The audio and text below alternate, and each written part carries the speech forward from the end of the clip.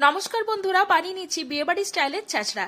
এর জন্য প্রথমেই নিয়েছি গোটা ধনা, এলাচ, দারচিনি, শুকনো লঙ্কা। এগুলোকে ভালো করে ভেজে বেটে নিয়ে মশলা তৈরি করে নেব।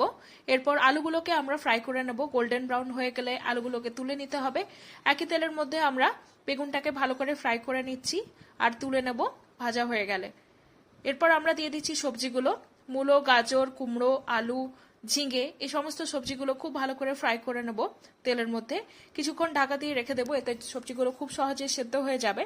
সবজিগুলো ভালো করে সেদ্ধ হয়ে গেলে দিয়ে দিচ্ছি পরিমাণ মতো লবণ, হলুদ গুঁড়ো, যে মশলাটা তৈরি করে রেখেছিলাম সেই মশলা, আদা বাটা, কাঁচা লঙ্কা আর টমেটো সব দিয়ে আরেকবার ভালো করে ফ্রাই করে নিচ্ছি।